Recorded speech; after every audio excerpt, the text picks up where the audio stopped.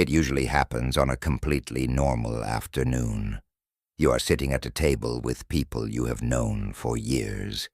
They are talking, laughing, and planning the weekend. But as you look around the room, a strange, heavy realization washes over you. I have absolutely nothing in common with these people anymore. You check your phone. You have hundreds of contacts, but no one to actually call. The thought of engaging in their small talk feels physically exhausting. You used to be the listener, the peacemaker, the one who blended in perfectly. Now, you just want to go home, lock the door, and sit in absolute silence. Society has a lot of labels for this. They call it being antisocial. They call it withdrawing, but they are entirely wrong. You are not broken, and you are not losing your mind. You have simply entered what is known as the quiet phase, and it is the most crucial defining chapter of your entire adult life. To understand why your circle is shrinking, you have to look at how you used to live. For years, you wore a mask tailored to make everyone else comfortable. You compromised your boundaries just to keep the peace. You sat through conversations that bored you to tears, simply to avoid the awkwardness of standing alone. You were terrified of being the odd one out, so you molded your personality to fit the room. But recently, your tolerance for the inauthentic has dropped to absolute zero.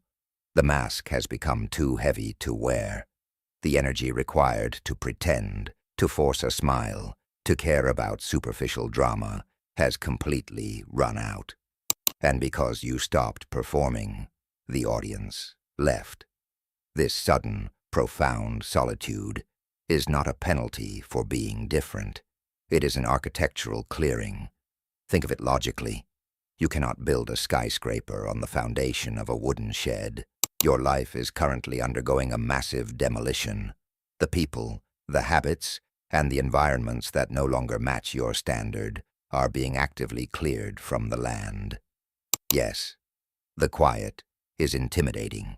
When your Friday nights go from being completely booked to entirely empty, a deep panic can set in.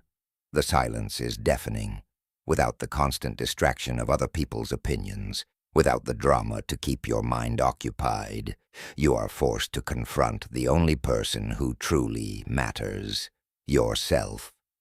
In this empty room, you have to face your own unfulfilled potential. You have to listen to your own internal compass. That is exactly why most people avoid being alone at all costs.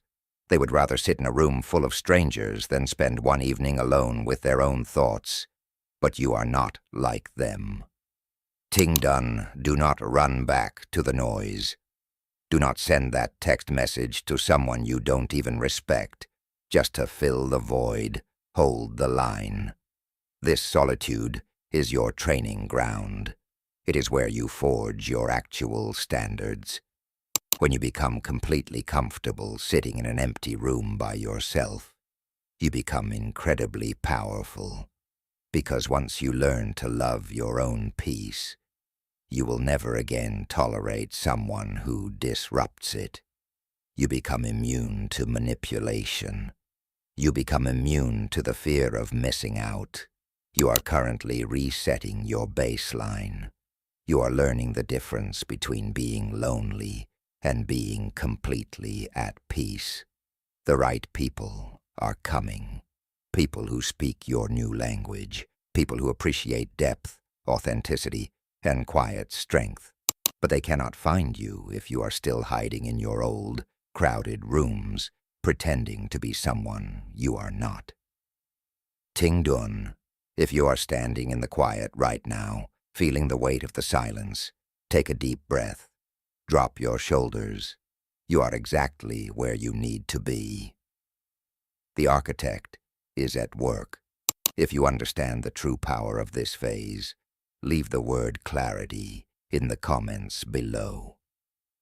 Let it be a silent nod to those walking the same path. You are not lonely. You are simply under construction. Welcome to the sanctuary.